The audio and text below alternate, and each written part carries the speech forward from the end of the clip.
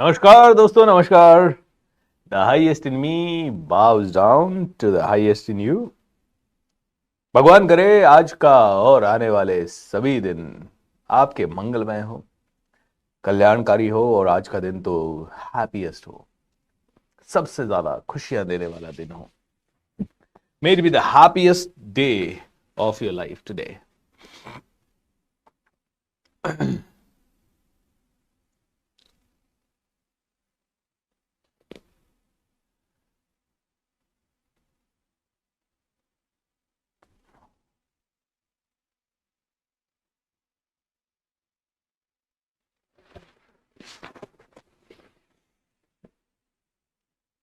तो कैसे हैं आप लोग?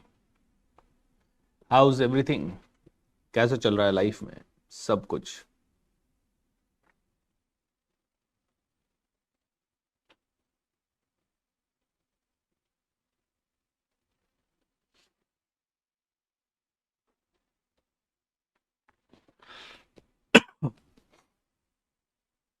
पंद्रहवा और 16वां अध्याय आज। जो बदल गया वो बदल गया, जो नहीं बदला कोई बात नहीं, धीरे धीरे बदलेगा। समय लगता है चीजों को।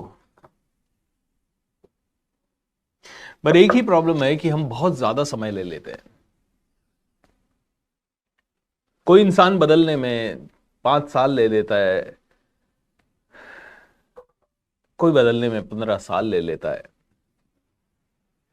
और कोई बस सोचता ही रहता है कि कभी तो बदलूंगा। जबकि बदलना इतना सरल है कि आज आपने इसको सुना और आज से ही चिंतन प्रारंभ और आज से ही बदलाव भी प्रारंभ।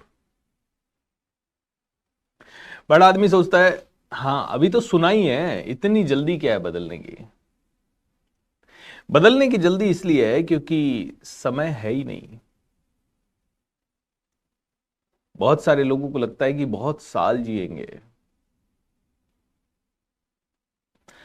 आज अगर आप पीछे मुड़ के देखो तो आपके जिंदगी के वही बहुत साल कितनी जल्दी निकल गए पता नहीं। जब छोटे थे तो सोचते थे बड़े होंगे ना तब स्कूटर चलाएंगे, बड़े होंगे ना खुद कमाएंगे, कोई रोकेगा नहीं कोई टोकेगा नहीं। कब बड़े हो गए पता ही नहीं चला। आज अगर आप देखो पीछे की लाइफ को तो कैसे निकल गई, झटके से निकल गई।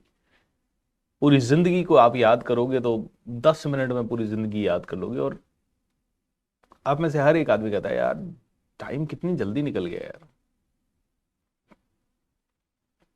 और इसका पता तो और भी ज्यादा माता पिता को लगता है कि संतान कब बहुत बड़ी हो जाती है। मतलब कुछ पता ही नहीं लगता, कुछ खबर ही नहीं लगती। अरे कल तो पैदा हुआ था, अभी 2 साल का हो गया, अभी 6 साल का हो गया, अभी 10 साल का हो गया, अभी 15 साल का हो गया। समय फटाफट निकल जाता है। हमें लगता है कि अरे अभी तो 15 साल पड़े हैं, अभी तो 10 साल पड़े हैं। वो 10 साल कब भागते ही निकल जाते हैं। तो इसीलिए समय नहीं है, समय नहीं है।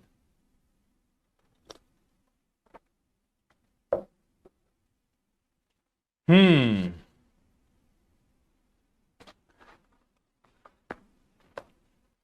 चलिए दोनों हाथ जोड़ते हैं। भगवान ये गीता ज्ञान हमारे दिल में, हमारे जीवन में, हमारे जहन में उतरे और हमारे द्वारा कई लोगों तक पहुंचे।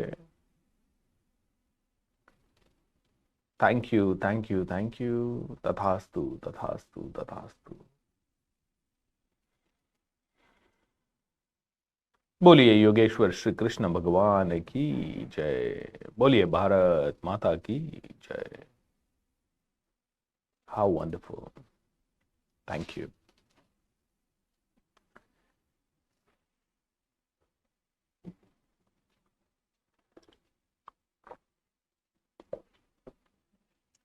भगवान कहते हैं कि शाश्वत अश्वत्थ वृक्ष है जिसकी जड़ें तो ऊपर की ओर है लेकिन शाखाएं नीचे की ओर है, तथा पत्तियां वैदिक सूत्र है जो इस वृक्ष को जानता है वह वेदों का ज्ञाता है।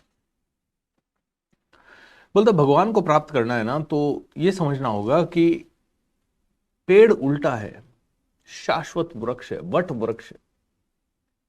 पत्तियां और शाखाएं नीचे हैं, जड़ें ऊपर हैं।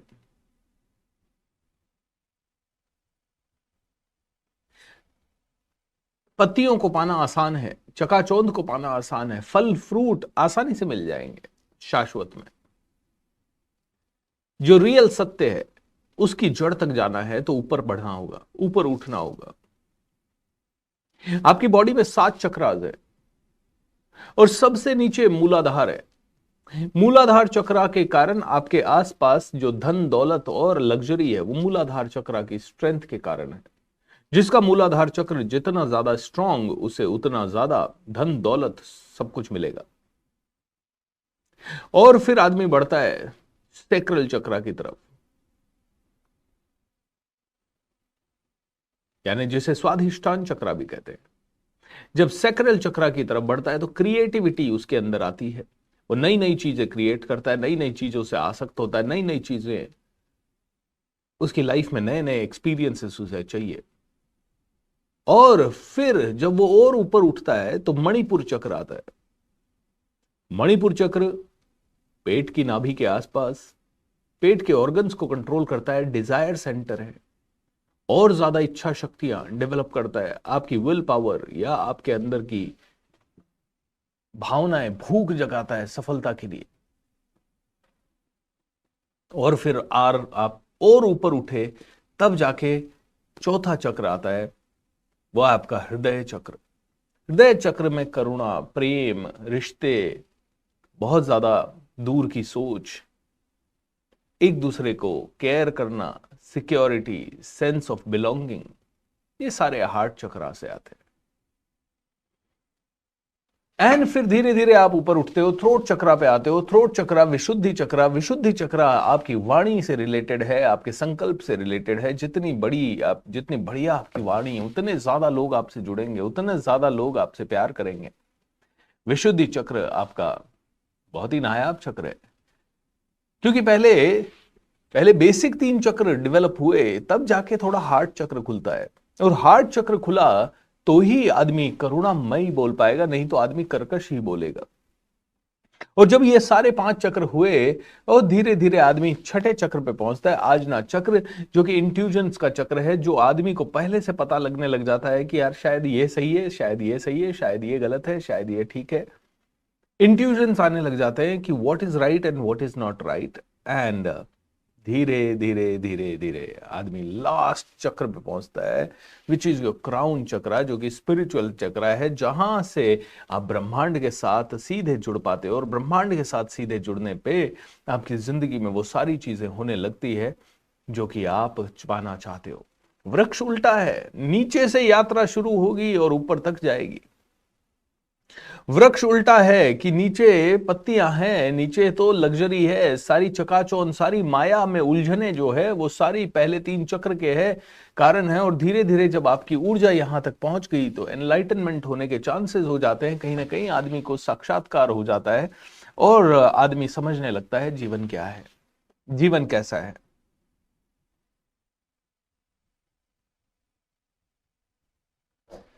तो अपने चक्र को डेवलप करने के लिए क्या करें? अपने चक्रास को डेवलप करना होगा, उसके लिए साधना करनी होगी, अपनी ऊर्जा को नीचे से ऊपर की तरफ उठाना होगा, ध्यान करना होगा, प्राणायाम करना होगा।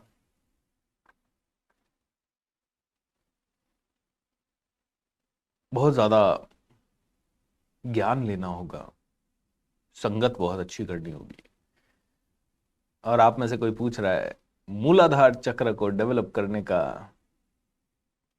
के लिए क्या कर सकते हैं? पूरी भगवत गीता सीखने के बाद भी ध्यान तो मूलाधार चक्र पे ही होगा, क्योंकि लग्जरी तो वही देता है, बड़ी कार तो वही देता है।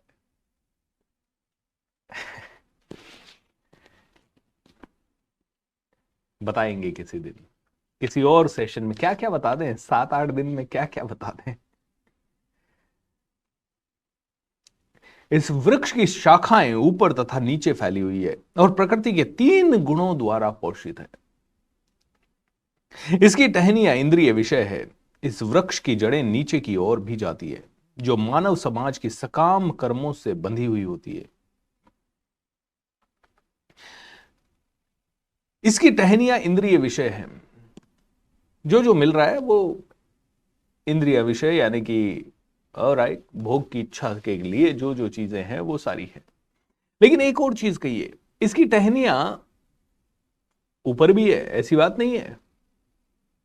इसकी पत्तियां ऊपर भी है, इसकी ऐसी बात नहीं है। और इसकी जड़ें नीचे भी लटक रही है। क्यों?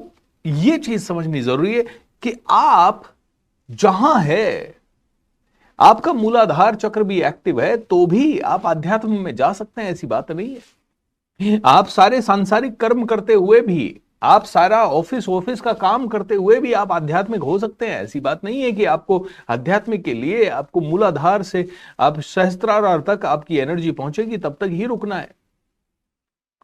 You can start way you are, you can decide to be the way you want to be. आप इसी समय आध्यात्मिक है। आप इसी समय कह दें यस, सब कुछ देवी है, सब कुछ शक्ति। आप अपनी रोल्स रॉयस में भी बैठे और बैठते हुए कहें धन्यवाद प्रभु, थैंक यू सो मच, क्या गाड़ी दी है, आहा। और एक बच्चे जैसी क्यूरियोसिटी के साथ उस गाड़ी में खेलें, एंजॉय करें।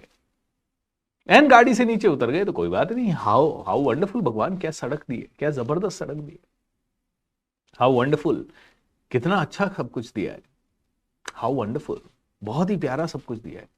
हर चीज में अप्रिशिएबल हो जाए, हर चीज को एक देवीय दृष्टि से देखे, हर चीज को एक नई दृष्टि से देखे। तो बोलते हैं कि जहां हो नीचे जड़ें आ रही है, जड़ें नीचे भी है, यहीं से इसी जड़ को पकड़ के आगे बढ़ जाओ। जो है, जो मिला है वहीं से मुकद्दर लिख दो, जो मिला है वहीं से आप अपनी जिंदगी बना लो। जैसा मिला है जाहि विधि राखे राम, ताहि विधि रहिए, सीताराम सीताराम सीताराम कहिए। महलों में राखे चाहे झोपड़े में वास दे, तू अकेला ना ही प्यारे राम तेरे वास्ते। विधि का विधान जान, हानि लाभ सहिए, सीताराम सीताराम सीताराम कहिए।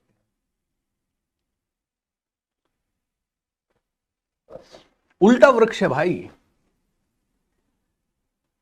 यात्रा उल्टी ही होगी, ऊपर की तरफ होगी।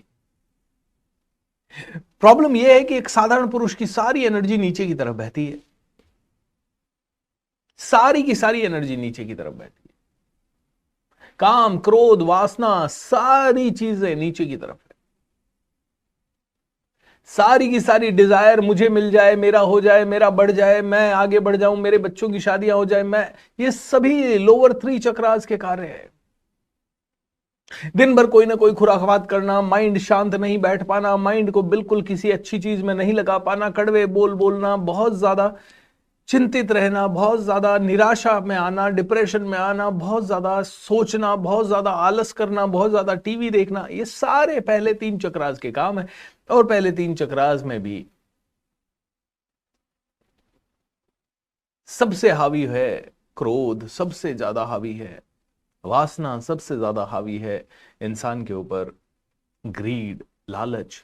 और ये सभी बेसिक चक्रा के कारण आदमी की एनर्जी कंटिन्यूअसली नीचे की तरफ बह रही है, जबकि बहनी ऊपर की तरफ चाहिए।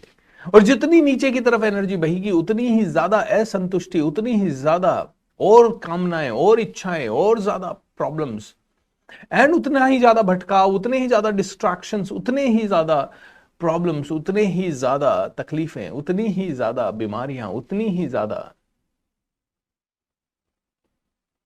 नॉन कंट्रोल, अनकंट्रोल, उसके कारण बहुत सारी तकलीफें, बहुत सारा चैलेंज।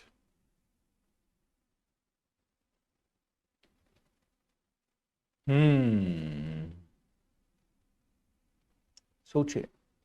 और आज भी आप कह रहे हैं बेसिक चक्रा को एक्टिवेट करना बताइए। नहीं, बेसिक तो एक्टिवेट होना ही चाहिए, ऐसी बात नहीं है। सारे चक्रास को एक्टिवेट करना है, सारे चक्रास में बैलेंस लाना है, सारे चक्रास में ऊपर के चक्रा की तरफ जाना है।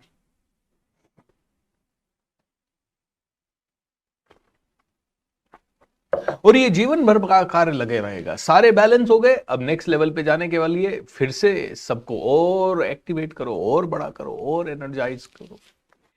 इस वृक्ष के वास्तविक स्वरूप का अनुभव इस जगत में नहीं किया जा सकता। कोई भी नहीं समझ सकता कि इसका आदि कहाँ है, अंत कहाँ है, या इसका आधार कहाँ है। लेकिन मनुष्य को चाहिए कि इस दृढ़ मूल वाले वृक्ष को विरक्ति के शस्त्र से काट गिराए।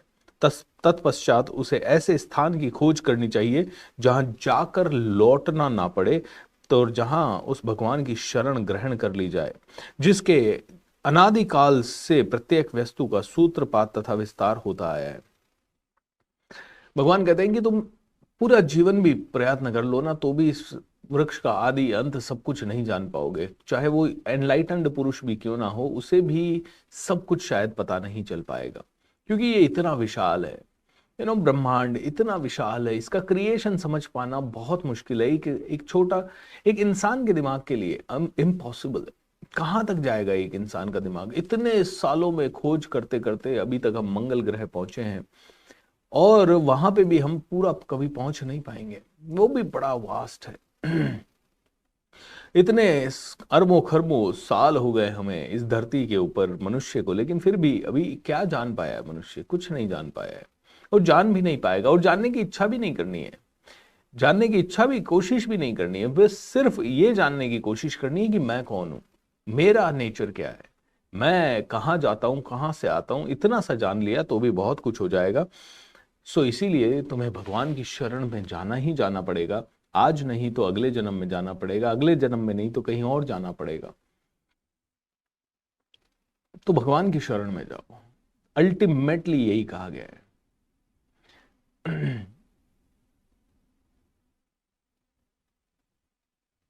तो वही किसान जो जानता है कि क्षेत्र मेरा है और इस क्षेत्र की सारी रखरखाव मुझे ही करनी है, मैं ही मूल हूं, क्षेत्र मूल नहीं है, मैं ही सब कुछ, और मेरे भी ऊपर कोई और अथॉरिटीज है, जो ये पूरी होश हवास में जानता है, वो इंसान गलती नहीं करता है। वो इंसान गलती नहीं करता है। अदरवाइज फिर गलतियों पे गलतियां, गलतियों पे गलतियां होती जाती है, और जितनी गलतियां होती जाती है वो बांधती जाती है। मैं कई बार सोचता हूँ लाइफ को सिंपल करेंगे, सिंपल करेंगे, सिंपल करेंगे, फिर अंदर का खुराफाती इंसान कह देता है ये और करते हैं, ये और करते हैं, ये और करते हैं, और वो करने के चक्कर में फिर 2-3 साल बंद जाते हो आप। फिर लगता है यार अब सिंपल करेंगे, अब बिल्कुल सिंपल कर देंगे लाइफ, फिर कोई ना कोई गलती हो जाती है, और फिर बन जाते हैं 2-4 साल के लिए। मैंने जो झूठी प्रतिष्ठा, मोह तथा कुसंगति से मुक्त है और शाश्वत तत्व को समझते हैं, जिन्होंने भौतिक काम को नष्ट कर दिया है, जो सुख तथा दुख के द्वंद्व से मुक्त हैं और जो मोह रहित होकर परम पुरुष की शरणागत होना जानते हैं, वे उस शाश्वत राज्य को प्राप्त करते हैं। सात्विक, राजसिक एंड तामसिक, ये 3 चीजों के बारे में हमें बार बार बताया गया। हमने 14वें अध्याय में इसको ठीक से समझा। मैंने कहा था कि सात्विक यानी सोने की चेन, शुद्धता का प्रतीक। ओके, सोने की चेन डजंट मीन कि बांधने वाली, सात्विक बांधेगा नहीं। सत्व जो होगा वो आपको आजाद करेगा। तो वो एक्चुअल में वैसी चेन की बात नहीं हो रही है जो आपको बांध के रखे। बट अगर आपको 3 कैटेगरी बांधनी है, तो गले में अगर आपने सोने की चेन पहन रखी है, लोग कहेंगे यार सोने की चेन पहन रखी है, और आपको भी अच्छा लगेगा। चांदी की चेन पहन रखी है, लोग कहेंगे हाँ चांदी की चेन पहन रखी है, थोड़ा ठीक ठाक आदमी है। लेकिन लोहे की चेन पहन रखी है तो कहीं ना कहीं दिक्कत ही है। ओके, उस पर जंग ही लगेगा, वो कहीं ना कहीं आपके शरीर को भी खराब ही करेगी। तो लोहे की चेन आपको बांध रही है तो आप कुरूप लगेंगे, आप बहुत अच्छे नहीं लगेंगे। और वो चेन जितनी मोटी होती जाएगी उतना ही ज्यादा कुरूप आप लगते जाएंगे। ओके, वो चेन जितनी ज्यादा मोटी होती जाएगी उतने ही बेकार आप रहेंगे। सोने की चेन भी मोटी हो जाए तो कोई दिक्कत नहीं है, उसको उतार के रख भी दोगे तो जिंदगी भर उसका पैसा बढ़ता रहेगा, जिंदगी भर वो आपको सिक्योर करती रहेगी, वो अपने आप उसके दाम बढ़ते रहेंगे, अपने आप वो आपको बहुत ज्यादा बरकत देती रहेगी। And that is the beauty. सतोगुण में आ गए तो वो अपने आप फिर बढ़ता रहेगा, और बढ़ता रहेगा, इतना ज्यादा बढ़ जाएगा, इतना वैल्यूएबल हो जाएगा कि वो अकेला ही आपको सारी सिक्योरिटी दे देगा। ये ब्रह्मांड आपके साथ बन जाएगा। आपने सुना होगा ना वो कहानी, तुलसीदास जी को औरंगजेब या अकबर किसके समय पे थे, वो उन्होंने कैद कर लिया। कैद क्यों कर लिया? क्योंकि वो किसी गांव से जा रहे थे, और गांव से जब जा रहे थे तो उन्होंने देखा एक मुर्दा है और बहुत सारे लोग बहुत विलाप कर रहे हैं। एंड तुलसीदास जी ने उस मुर्दे के कान में कुछ मंत्र फूके और वो जिंदा हो गया। और ये खबर आग की तरफ फैल गई और बादशाह ने कहा, अरे तुम तो जादूगर हो, हमारे यहाँ पे भी जादू करके बताओ। बोले मैं तो कुछ नहीं जानता साहब। उसके सामने एक लाश रख दी, बोले इसको जिंदा करके बताओ। बोले मैं नहीं जानता। बोले करो नहीं तो मैं जेल में डाल दूंगा। जेल में डाल दिया। बादशाह की पत्नी ने कहा, बिल्कुल जेल में नहीं डालना है, बिल्कुल, ये तो संत पुरुष है, इनको कहाँ जेल में डाल रहे हो आप? बोले नहीं मैं तो डालूंगा। डाल दिया। तुलसीदास जी ने कहा, कोई बात नहीं, जाही विधि राखे राम ताही विधि रखिए। जेल में बैठ के हनुमान चालीसा का रचना करने लगे।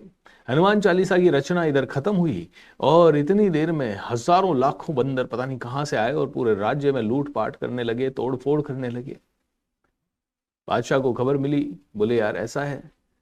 तो उनकी बीवी ने कहा, भाई उस संत को तुमने कैद कर लिया है, संत को छोड़ो जल्दी से जल्दी। आदेश हुए संत को छोड़ो। संत को जैसे ही छोड़ा, सारे बंदर कहां से आए और कहां गायब हो गए पता ही नहीं चला। ऐसे हजारों किस्से हमारे हमारे ग्रंथों में हैं, हजारों कहानियां हमारे ग्रंथों में हैं। बड़ा मुश्किल है हम में से किसी को भी उन चीजों को सत्यापित करना, लेकिन ये कहीं ना कहीं से कैसे पता लगती है हमें? किसी न किसी किताब में लिखा हुआ है, किसी न किसी साहित्य में लिखा हुआ है। और ये तो हमारे नालंदा विश्वविद्यालय और जो भी हमारे यूनिवर्सिटीज थे, उनमें हजारों लाखों करोड़ों किताबें जला दी गई। काश वो आज होती तो पता नहीं कौन कौन से सीक्रेट्स इस दुनिया के, इस ब्रह्मांड के हमें उन किताबों में मिलते। तक्षशिला और नालंदा के विश्वविद्यालय जलाने के कारण हमारे बहुत बड़ा नुकसान हुआ है। बहुत कुछ चला गया है, बहुत कुछ जो ऑलरेडी हमारे ऋषि मुनि साधु संत लाखों सालों से खोज चुके थे। और फिर आज कोई भी आके कोई भी तर्क दे देता है। कोई कह देता है राम थे ही नहीं, कोई कह देता है कृष्ण थे ही नहीं, कोई कह देता है ये नहीं थे। अरे यार तुम क्यों? कई बार ऐसे सेशन में, हमारे सेशन में आके लोग कह देते हैं रामकृष्ण तो थे ही नहीं। क्या प्रूफ है तुम्हारे पास? भाई प्रूफ क्या है? क्या प्रूफ है? तुम्हारे ग्रेट ग्रेट ग्रेट ग्रैंडपा भी नहीं थे? नहीं थे वो, क्या प्रूफ है? गांव में ये प्रूफ है, वो प्रूफ है, चलो उनके 10 पीढ़ी ऊपर के लोग नहीं थे। नहीं नहीं है, थे। अरे तुम कहीं से तो आए, तुम कहीं से तो ट्रैवल किए। तो हर चीज का प्रूफ मांगना, यही प्रूफ है कि इतनी बड़ी सृष्टि में रोज लोग जी रहे हैं, रोज लोग मर रहे हैं, हजारों लोग सांसें ले रहे हैं, हजारों लोगों के लिए ऑक्सीजन अवेलेबल है, हजारों लोगों के, लाखों लोगों के लिए खाना अवेलेबल है, लाखों करोड़ों लोगों के लिए सारे काम अपने आप हो रहे हैं, सबकी जिंदगी चल रही है, सब लोग हंस पा रहे हैं, सब लोग खुशी मना पा रहे हैं। आई मीन इससे बड़ा प्रमाण क्या चाहिए? प्रत्यक्ष को प्रमाण की जरूरत नहीं होती, प्रत्यक्ष है ये। प्रत्यक्ष है कि सूर्य आपको ऊष्मा दे रहा है, तब जाके आपकी बॉडी चल रही है। आप चले जाइए 100 दिन के लिए बिल्कुल बिल्कुल सूर्य की रोशनी से दूर, जहां सूर्य की रोशनी, पागल हो जाओगे। आज क्यों हो रही है विटामिन B12 और डी की कमी? आज से 15 साल, 20 साल, 25 साल पहले तो कभी नहीं दिखती थी ये सब कमियां। ये इसलिए क्योंकि आज हम शीशे के घरों में रहते हैं, आज शीशे के ऑफिसेज में रहते हैं, हम आज सूर्य की किरणों से दूर रहते हैं। हम कार में बैठते हैं तो धूप नहीं लगती, हम ऑफिस में चले जाते हैं तो धूप नहीं लगती। अब हम सूर्य के समान सामने बैठे का, और वैसे भी फ्लैट सिस्टम वाली जगहों पे जहां जगह ही कम है, मुंबई जैसी सिटीज में, वहां कैसे आप सूर्य की किरणें ले लोगे? है ही नहीं आपके पास। थोड़ी सी देर बस, आप जितनी देर में घर से या ऑफिस से निकल के कार तक गए, बस उतनी सी देर आपको सूर्य की किरण मिली और उससे कुछ नहीं होना। पहले बच्चे दिन रात खेलते रहते थे, सुबह शाम घर के बाहर, and they used to be really very strong. आज तो बच्चा हल्की सी गंदगी में खेल ले, माँ बाप कहेंगे अरे छी गंदगी में खेल रहा है, अरे बेटा साफ कर, तुरंत, बेवकूफ है क्या? गांव के बच्चों के साथ खेल ले तो इतनी पीड़ा हो जाएगी, गांव के बच्चों के साथ नहीं जाना है तुझे, बिल्कुल नहीं जाना, बिगाड़ देंगे तुझे। मुझे तो ऐसा लगता है कि बहुत ज्यादा अच्छी स्कूलों में जाके बच्चे ज्यादा बिगड़ रहे हैं, क्योंकि वहां जो बच्चे आ रहे हैं उनके पास सारा एक्सपोजर है।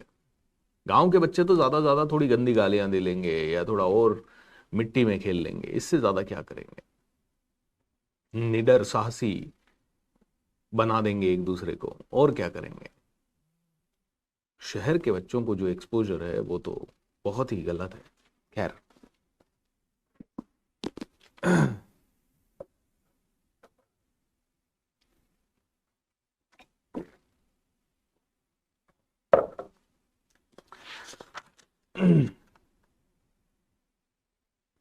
तो झूठी प्रतिष्ठा के पीछे नहीं जाना है, मोह माया के पीछे नहीं जाना है। वह मेरा परम धाम न तो सूर्य या चंद्र के द्वारा प्रकाशित होता है, न अग्नि या बिजली। तो भगवान कहते हैं मैं इतना इतना ज्यादा महान है ये सब, इतनी ज्यादा चीजें हैं कि एक लेवल पे जहां तुम्हारी सूर्य चंद्रमा सारी गैलेक्सीज भी खत्म हो जाती, उसके भी बाद बहुत कुछ बाकी है, उसके भी बाद अनंत है, अनंत। इस बद्ध जगत में सारे जीव मेरे शाश्वत अंश हैं। बद्ध जीवन के कारण वे छहों इंद्रियों के घोर संघर्ष कर रहे हैं। छह इंद्रियां कौन सी? पांचों आपकी इंद्रियां, कान, नाक, जिह्वा, और छठी है मन।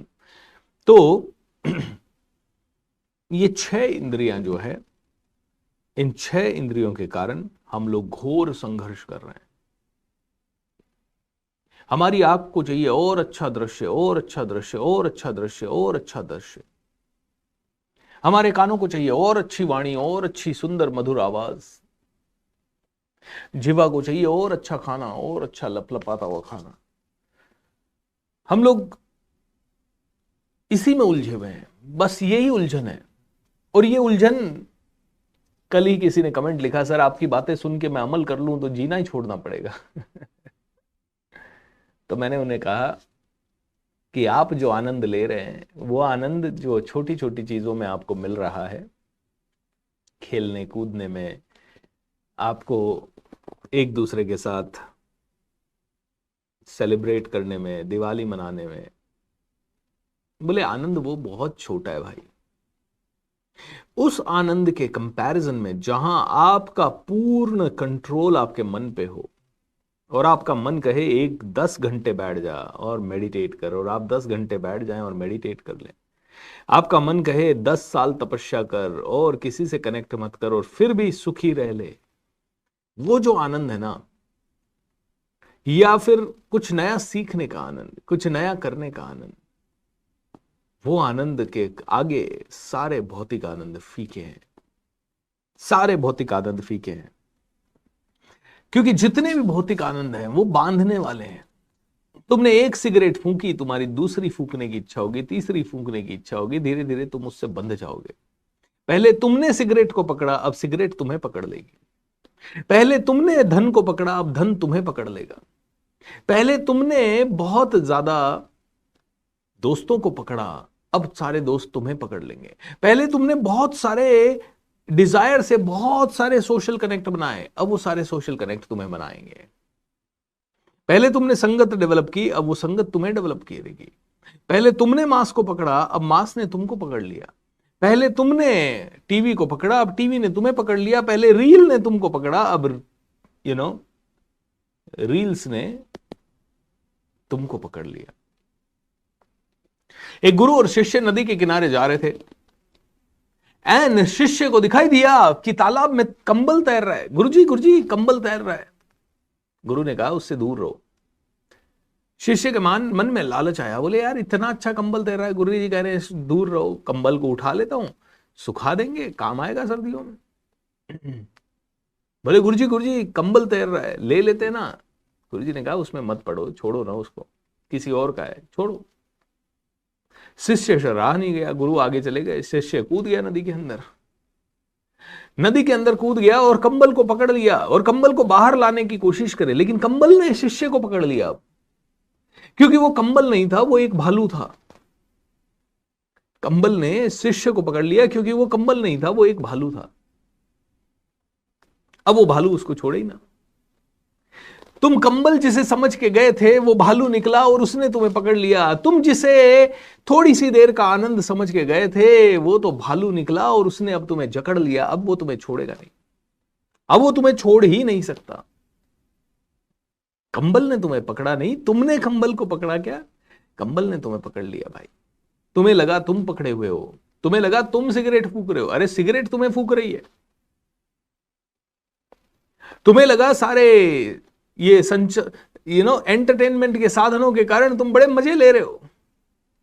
तुम्हें यह नहीं पता कि तुम्हारे मजे लिए जा रहे हैं। तुम्हें यह नहीं पता कि जिन लोगों ने ये एंटरटेनमेंट के साधन क्रिएट किए उनके द्वारा तुम्हारे मजे लिए जा रहे हैं। वो तुम्हें बेवकूफ कह रहे हैं। हजार हजार करोड़ एक एक मूवी कर रही है आज की डेट में, क्योंकि वो जानते हैं बेवकूफों की कमी थोड़ी है। उनको पता है तुम्हें लग रहा है तुम मजे ले रहे हो मूवी से, उन्हें लग रहा है वो तुम्हारे मजे ले रहे हैं मूवी से। तुमने मूवी नहीं पकड़ी, उन्होंने तुम्हें पकड़ लिया है। और तुम कब कब पकड़े गए तुम्हें यह भी होश नहीं है। कब तुम्हारी टांग उसमें फंस गई अब तुम्हें पता ही नहीं है, होश ही नहीं है कब फंसी। तुम्हें तो लगा कि मैंने फंसाई है, तुम्हें तो लगा ये 15 मिनट का इंजॉयमेंट करना था, कि ब्रेन में अब केमिकल लोचा हो गया है। जैसे ही तुमने पहली बार इन चीजों को देखा उसी समय तुम्हारे ब्रेन से वो वाले हार्मोन्स रिलीज हुए और ब्रेन ने कहा हा आनंद आ गया। और अब ब्रेन ने कहा यार एक बार और वही आनंद चाहिए ना, एक बार और वही आनंद चाहिए, एक बार वही आनंद चाहिए, एक बार वही आनंद चाहिए। एंड हर बार तुम उसी आनंद के कारण पकड़े गए। अब तुम छूट नहीं पाओगे। एक बार तुमने ड्रग्स को पकड़ा, अब ड्रग्स ने तुम्हें पकड़ लिया। एंड आपको पता है युवाओं की हालत क्या है? युवाओं की यह हालत है कि उन्हें ड्रग्स जब नहीं मिलती आयोडेक्स को चाट जाते हैं। हॉस्टल्स में आयोडेक्स चाट जाते हैं। जूता पॉलिश करने की पॉलिश को चाट जाते हैं। ब्रेड पे लगा लगा के खा लेते हैं। यह हालत है, सोचिए। मेरा होम टाउन है किशनगढ़। एंड वहां की थोड़े दिन पहले मेरा एक दोस्त पत्रकार है, उसने एक खबर रिलीज की कि युवा नशे की लत में बहुत ज्यादा लिप्त हो गए। और वहां पे एक बहुत ही वीरान सा जहां कचरा फेंकने की जगह थी, तो मान लो एक बहुत बड़ा प्लॉट मान लो जिसमें बहुत सारे लोग कचरा फेंक रहे हैं, जहां कोई नहीं जाता था। वहां एक पेड़ का फोटो लिया गया तो उस पेड़, वो सूखा हुआ पेड़ मिला। क्यों वो सूखा हुआ पेड़ मिला? क्योंकि उस पेड़ पे लाखों की संख्या में इंजेक्शन है। और वो कौन से इंजेक्शन है? सारे के सारे चीप ड्रग्स के इंजेक्शन है। तो युवा इंजेक्शन ले और उधर पेड़ पे लगा दें उसको। पेड़ भी सूख गया, पेड़ भी मर गया। अब बताइए क्राइम बढ़ेगा नहीं तो क्या होगा? क्योंकि अब ये नशे की लत तो लग गई, इसके लिए पैसे आएंगे कहां से? माँ बाप के पैसे एक लेवल पे खत्म हो जाएंगे।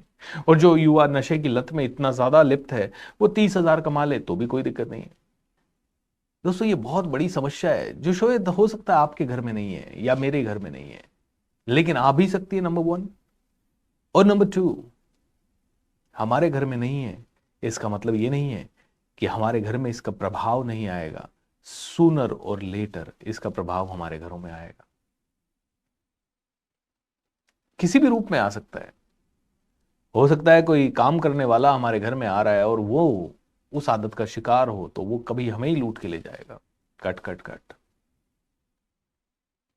हो सकता है पड़ोसी का बच्चा वो कर रहा हो और उसके कारण कल को हमें भी बहुत भयंकर वो रोज उत्पात मचाए और उसके कारण हमें रोज तकलीफ हो। Cut cut cut. कुछ भी पॉसिबल है। तो ये मत सोचिए कि आप सेफ हैं, आपने पैसे कमा लिए, आपके घर की चार दीवारी में कोई दिक्कत नहीं हो रही, मतलब यू आर। आपको सोशल रिस्पॉन्सिबिलिटी लेनी पड़ेगी। आप आत्म साक्षात्कार को प्राप्त प्रयत्नशील योगी जन ये सब स्पष्ट रूप से देख सकते हैं, लेकिन जिनके मन विकसित नहीं है, आत्म साक्षात्कार को प्राप्त जो लोग नहीं हैं, वे प्रयत्न करके भी ये नहीं देख पाते कि क्या हो रहा है। तो आत्म साक्षात्कार बहुत जरूरी है। आत्म साक्षात्कार यानी खुद को जानना, यानी भगवान को जानना, या अपने आप की इस पूरी जिंदगी को समझना। This is very very important, very very important.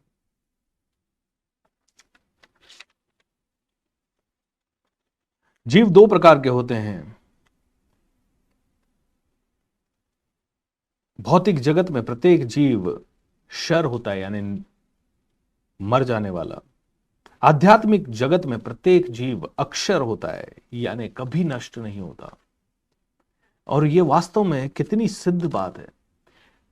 भौतिक जगत में जीव नष्ट होता है, आध्यात्मिक जगत के जीव को नष्ट होना ही नहीं है, क्योंकि ये आध्यात्म की ऊर्जा जो है ना, ये ही सबसे इंपॉर्टेंट ऊर्जा है। देखिए, आप और मैं भौतिक जगत में है, सांसारिक व्यक्ति हैं, हमारे परिवार हैं, हमारे संसार हैं।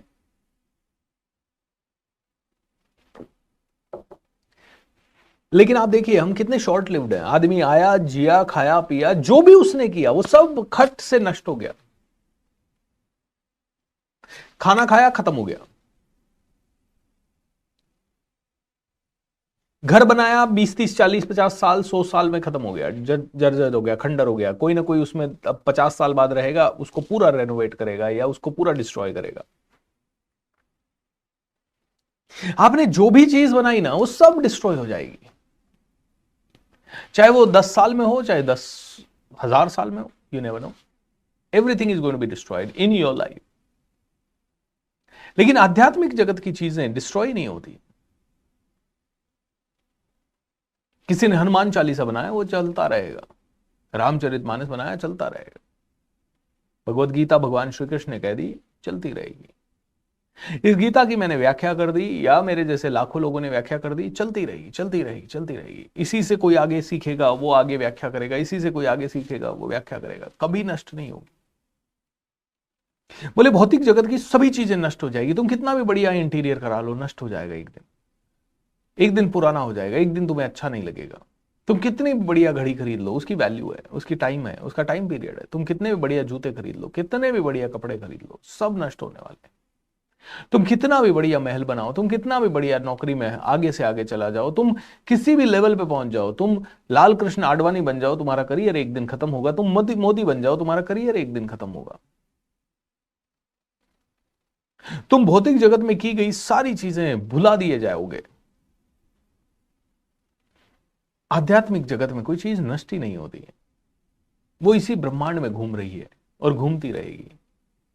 क्योंकि अध्यात्म वो पावर है जो शाश्वत है, जो सत्य है। सत्य कभी मरेगा ही नहीं। जो सही है, कैसे मर सकता है सत्य? सत्य है कि आप और मैं ऊर्जा हैं, ऊर्जा नष्ट ही नहीं हो सकती कभी। सत्य है कि आप और मैं परमात्मा का अंश हैं, यानी उसी परम ऊर्जा का अंश है। सत्य है, ये कभी नष्ट ही नहीं होगा। सत्य है कि अच्छे काम करोगे तो अच्छा स्वर्ग यही मिल जाएगा, ये सत्य है।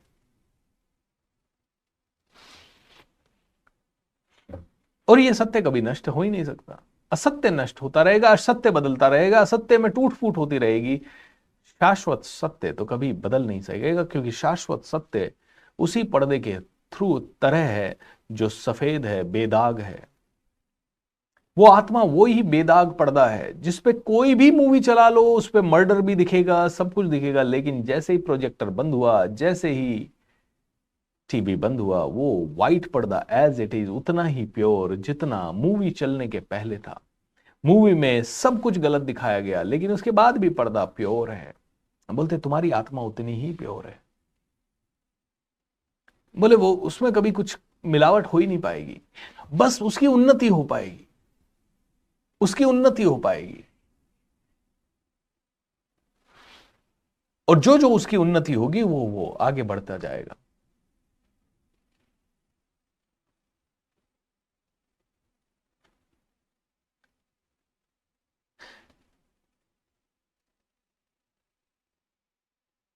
तो भगवान कहते हैं कि देखिए, जीव क्षर भी है, अक्षर भी है, मरता भी है, मरने वाला भी है।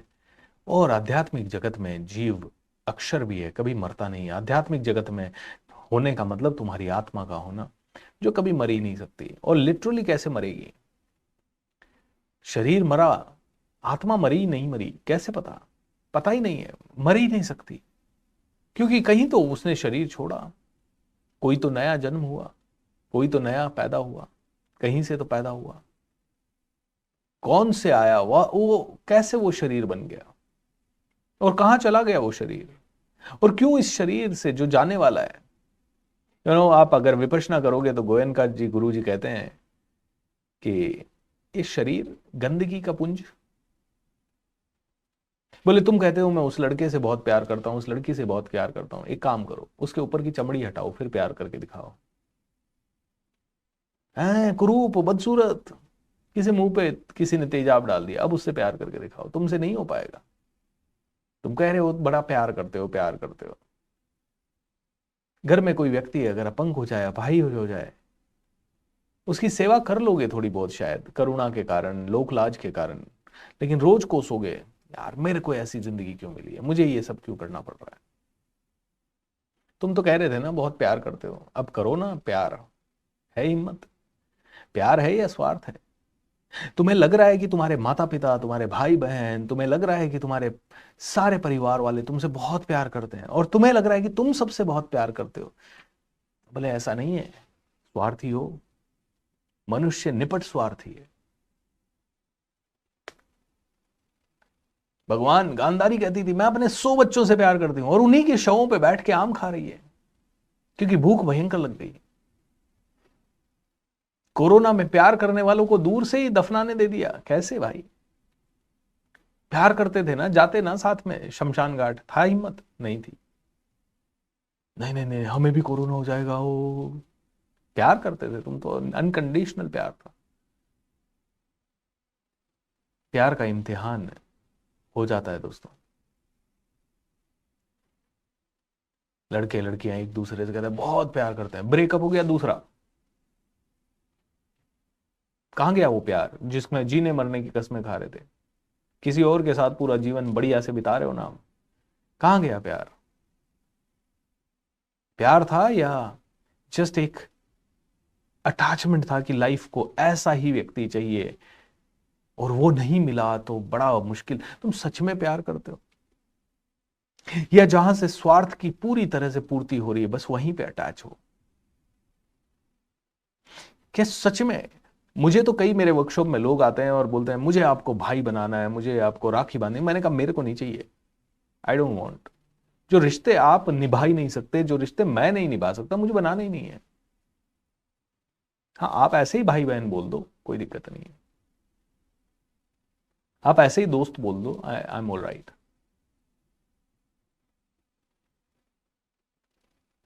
बट कई लोग,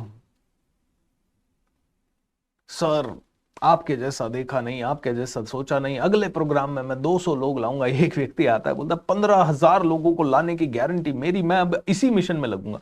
आज तक मैं ढूंढ रहा हूं उसको, वो व्यक्ति गया किधर? क्योंकि कई लोग बड़े स्मार्ट गेम खेल लेते हैं इसी प्यार में। कई लोग मुझे कहते हैं sir we love you a lot, और मेरे मोबाइल पे उनका मैसेज भी आता है, बट मैं बिजी भी रहता हूं और मैं मोबाइल कई बार देखता भी नहीं हूं। 3-3 4-4 दिन, मतलब 4-4 5-5 दिन कई बार मेरा मोबाइल ऑफिस में पड़ा रह जाता है और मुझे पता ही नहीं चलता है। मैं सोचता हूं आज लेके जाऊंगा, शाम को लेके जाऊंगा, मैं मैसेज देख नहीं पाता हूं कई बार। और फिर वो प्यार करने वाले दूर हो जाते हैं, बीएसआर तो रिस्पॉन्स ही नहीं देता। उनका प्यार का टेस्ट वहीं हो जाता है। बीएसआर में तो घमंड है। भाई मैं नहीं देखता, मेरे घर वालों के फोन नहीं देखता। मेरे पिताजी भी मेरे को फोन करते हैं तो वो रिंग मार के छोड़ देते हैं, उनको पता है कि जब फ्री होगा तभी करेगा, जब देखेगा तभी करेगा।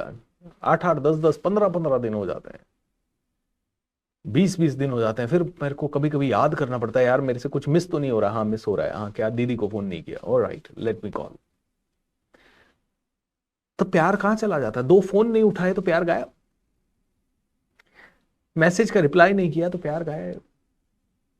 एक्सपेक्ट क्यों किया? तुम्हारे हाथ में है तुम्हारा मैसेज मुझे करना, मेरे हाथ में उसका रिप्लाई देना नहीं देना। तुमने एक्सपेक्ट करके क्यों मैसेज किया कि बीएसआर का रिप्लाई इसी दिन आना चाहिए, आज मैसेज किया तो आज ही आना चाहिए? तुमने ये एक्सपेक्टेशन रखी क्यों?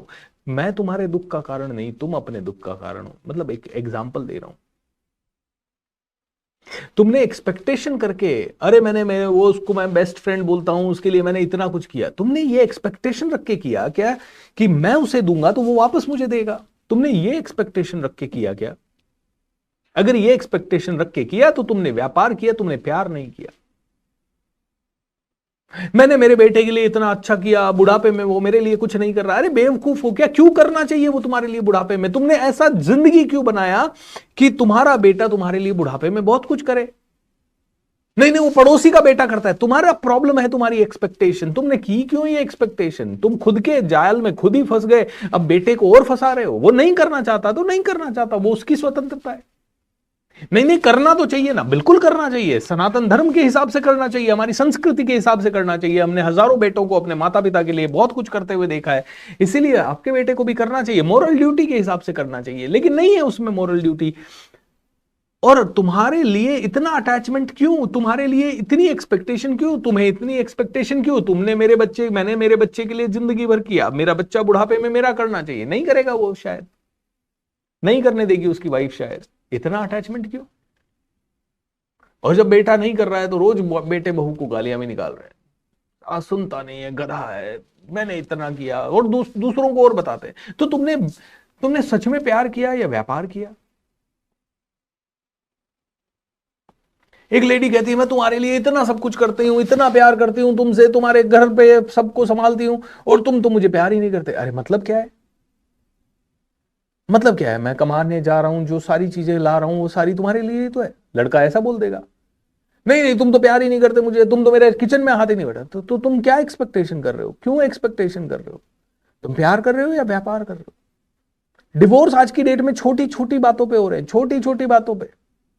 वो मेरी बात नहीं मानता, वो मुझे टाइम नहीं देता। चले हमारे दादा परदादाओं ने कब अपनी दादी को टाइम दिया होगा?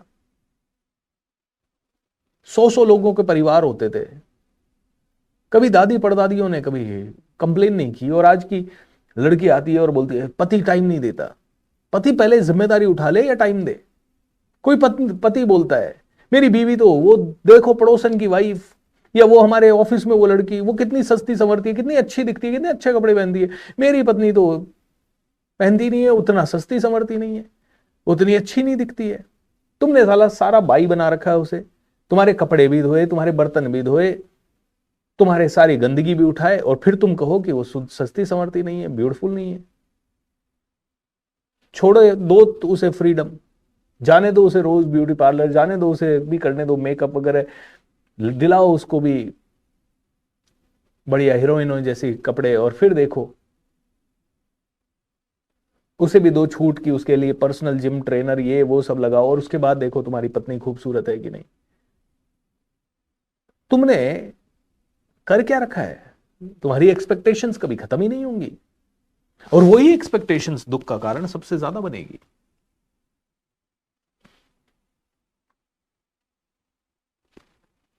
तो तुम कहते हो मैं तो प्यार करता हूं, भगवान कहते हैं तुम जान ही नहीं पा रहे हो तुम क्या हो। तुम कह रहे हो प्यार करता हूं, मैं बच्चों से प्यार करता हूं, बच्चे दूसरे रास्ते पे निकल गए, नालायक है नालायक है, और फिर तुम अपना ही अटैचमेंट के कारण, तुम प्यार नहीं है वो अटैचमेंट है बस तुम्हारा। तुम उसे बांधना चाहते हो, बस यही है। तुम नहीं चाहते कि वो स्वतंत्र हो जाए। जैसे ही वो थोड़ा स्वतंत्र होने लगता है, तुम्हें डर लगने लगता है, तुम कांपने लगते हो। अरे वो स्वतंत्र हो गया तो साला मेरा क्या होगा बुढ़ापे में? मेरी प्रतिष्ठा का क्या होगा जो मैंने इतने सालों से बनाई है? उसे मेरे हिसाब से ही चलना चलेगा। मैंने गांव में इज्जत बनाई है भाई। अब अगर वो मेरे से स्वतंत्र होकर मेरे अगेंस्ट कुछ भी करेगा, या मैंने जो नहीं किया वो करे, तो मेरा मेरा बेटा आजकल कैसा टैटू बनवा रहा है, नहीं, मेरी प्रतिष्ठा का क्या होगा? अच्छा हिप्पियों जैसे बाल रख रहा है, नहीं, मेरी प्रतिष्ठा का क्या होगा? तुम किससे बंधे हो? तुम्हें बेटे से प्यार है या तुम्हें तुम्हारी प्रतिष्ठा से प्यार? तुम पहले डिसाइड करो। तुम पहले डिसाइड करो तुम्हें कौन प्यारा। बड़ी डिटेल्ड है दोस्तों, बड़ा इंटरेस्टिंग है। एक एक पहलू पे अगर बात हो ना, एक एक पहलू पे, तो एक एक पहलू बहुत डिटेल्ड है, बहुत डिटेल्ड। एक एक चीज के ऊपर आदमी की आंखें खुल जाए पूरी की पूरी, आदमी को समझ में आ जाए मैं प्यार कर रहा हूं कि नहीं कर रहा हूं, मैं सच में कमिटेड हूं या नहीं हूं, मैं सच में सात्विक हूं या नहीं हूं। कोई बोलता है मैं तो नहाए धोए बिना ना किसी को अड़ने नहीं देता अपने। अरे नहीं नहीं नहीं नहीं नहीं, मेरे मंदिर में कैसे आ गए तुम, मेरे यहां क्यों आ गए? अरे बिल्कुल नहाए, बाहर निकालो इसको, ये नहा के नहीं आया। अरे वाह, तुम भगवान की पूजा कर रहे हो। और भगवान खुद तुम्हारी परीक्षा लेने के लिए चढ़ गया तुम्हारे मंदिर में और तुम दुखी हो गए। अब तुम्हारी सेवा पूजा कहां गई? अब तुम्हारी सेवा पूजा कहां चली गई?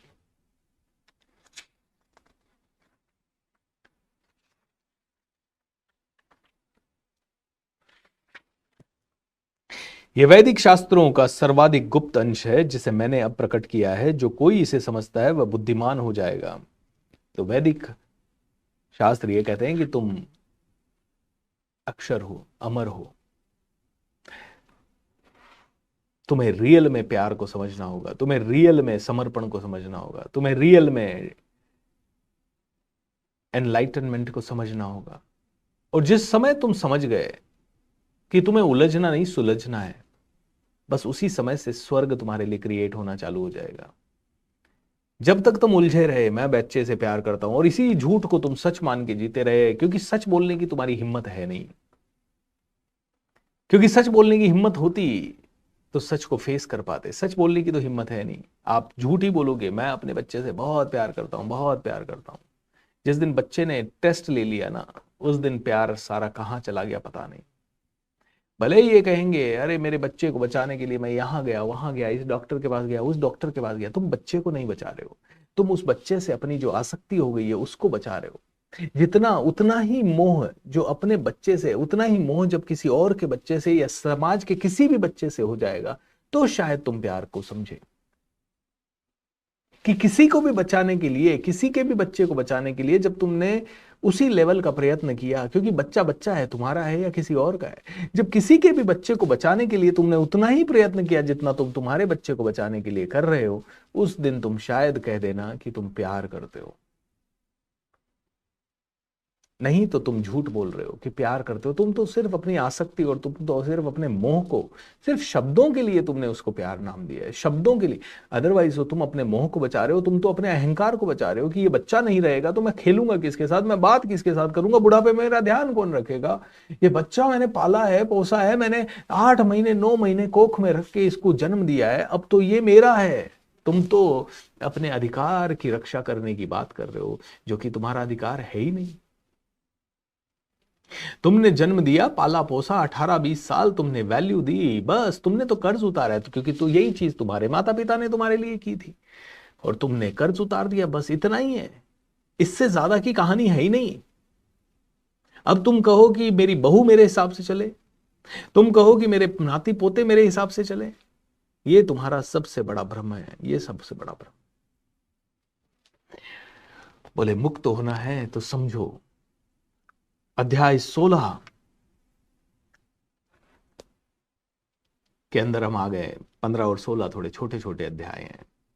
भगवान ने कहा हे भरत पुत्र, निर्भयता, आत्मशुद्धि, आध्यात्मिक ज्ञान का अनुशीलन, दान, आत्म संयम, यज्ञ परायणता, वेद अध्ययन, तपस्या, सरलता, अहिंसा, सत्यता, क्रोध विहीनता, क्रोध ना होना, त्याग, शांति, समस्त जीवों पर करुणा, लोभ विहीनता, भद्रता यानी कि सरलता, सज्जनता, लज्जा, लज्जा भी बहुत इंपॉर्टेंट है, संकल्प, तेज यानी कि आपके अंदर का दिव्यता, क्षमा, धैर्य, पवित्रता, ईर्ष्या तथा सम्मान की अभिलाषा से मुक्ति, ये सारे दिव्य गुण हैं। इसमें से एक दिव्य गुण पे जरूर बात करूंगा, लज्जा। ये आध्यात्मिक व्यक्ति का गुण है और इसके ऊपर आज डिबेट्स हो रही हैं। मैं कुछ भी पहनूं, मैं कुछ भी खाऊं, मैं कैसे भी मस्ती रहूं, मैं कितनी भी बजे घर आऊं, ये बड़ों का क्या है, ये टोकते क्यों है, 9 बजे जाने पे टोकते क्यों है, 8 बजे ही आना है घर में, 7 बजे ही आना है घर में, मैं लेडी हूं तो मेरे ऊपर सारी पाबंदियां, मैं जेंट्स हूं तो मुझे भी ऐसा है वैसा है। जरूरी है भाई साहब, क्योंकि तुमने जितना इस चीज को छोड़ा, जितनी ज्यादा लज्जा को आदमी ने छोड़ा, लाज आनी चाहिए, अंदर से लगना चाहिए कि यार कोई देख रहा है। इसीलिए मुझे संयम से रहना है। और ये लाज सिर्फ इंसानों से ही नहीं, भगवान से भी आनी चाहिए। डरने के कारण आप कोई चीजें करो या ना करो वो बात अलग है, लेकिन लाज के कारण वो सारी चीजें बंद करो जो शायद ना तो मानव जीवन के लिए सही है और ना आध्यात्मिक जीवन के लिए सही है। आज कॉल सेंटर्स में मैंने काम किया है, तो कॉल सेंटर में आप देख रहे हो सारी वेस्टर्न सोसाइटी का सारा कल्चर आ चुका है वहां। 18-20 साल की लड़कियां सिगरेट पिएंगी, लड़के दारू पिएंगे, हर हफ्ते पार्टी होगी, सारे डिस्क पब सब फुल मिलेंगे और उनमें सारे गलत काम होंगे और उसे कूल माना जा रहा है और उसके ऊपर रील्स बनाई जा रही हैं। और वो जो अश्लील बातें या अश्लील मैसेजेस हैं वो प्रॉपर जोक्स के थ्रू हर घर में परोसे जा रहे हैं। हर वर्ड का डबल मीनिंग परोसा जा रहा है, हर चीज परोसी जा रही है, क्योंकि आज लाज खत्म होती जा रही है। आदमी कहता है क्या है, हम तो नंगे ही पैदा हुए थे ना, क्या फर्क पड़ता है। और वेस्टर्न सोसाइटी में तो ये बहुत ज्यादा हद तक है और इंडियन सोसाइटी में भी ये आ रहा है। आज फिल्मों में कपड़े उतर रहे हैं पूरी खुलेआम और धीरे धीरे सब कुछ दिखाया जा रहा है। आप वेब सीरीज देख लो, कोई एक वेब सीरीज भी ढंग की आप परिवार के साथ शायद नहीं देख पाओगे, स्पेशली बच्चों के साथ नहीं देख पाओगे या माता पिता के साथ नहीं देख पाओगे, क्योंकि गाली गलौज सब कुछ होगा, सभी तरह की nudity and all this, everything is there. अब मुझे बताइए इससे क्या हासिल होने वाला है, इससे क्या होने वाला है?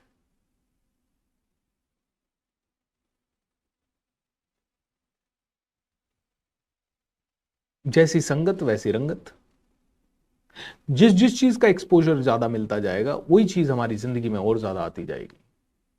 इतने सालों से लाज थी, शर्म थी, तो आदमी आध्यात्मिक भी ज्यादा था, आदमी सरल भी ज्यादा था, सुखी भी ज्यादा था, आदमी आत्म संयम में रहता था। तो जानता था सुबह शाम अब भगवान का पूजा भजन पार्टी, उसके वाला क्या है। मुझे आज भी याद है बचपन में हम नानी के घर जाया करते थे, तो सुबह सुबह उठते ही आंख खुलते ही देखते थे नाना जी मेडिटेशन कर रहे हैं, नानी जी भगवान की आरतियां कर रही, तुलसी माता की पूजा कर रही हैं, दिया जला रही हैं।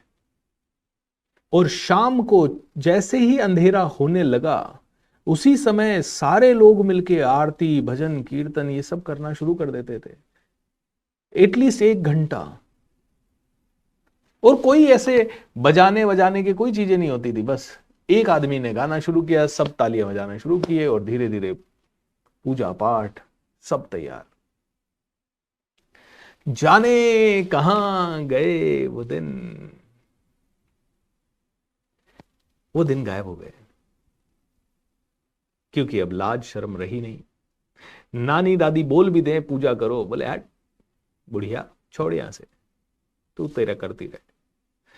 हम तो हमारे हिसाब से तेरा कहना मान लेंगे तो हम छोटे नहीं हो जाएंगे। अरे दादी आपको नहीं पता हमें कितने सारे काम है। मेरी नानी थी और किसी ने कभी नहीं कहा कि पूजा पाठ नहीं करेंगे। नानी ने बोल दिया शाम को 7 बजे करना है आरती, तो सब कर रहे हैं। नाना जी ने बोल दिया तो सब कर रहे हैं। आज अरे तुम बूढ़े हो गए, तुम आउटडेटेड हो गए, तुम आउटडेटेड लोग, तुम लोग करो ये पूजा पाठ गीता वीता साहब, हम तो कूल हैं साहब, हम तो जो मर्जी वो पहनेंगे, जो मर्जी खाएंगे, जब मर्जी घर में आएंगे, जब मर्जी जाएंगे, लाज शर्म सब खत्म। एंड इसी के कारण अब परिवार टक टक टक। और ये बताया वेस्टर्न षड्यंत्र है, क्योंकि सीधी सी बात है पूरा जीवन काल जब से पृथ्वी बनी है तब से इंसान का माइंड साला खुराफाती रहा है।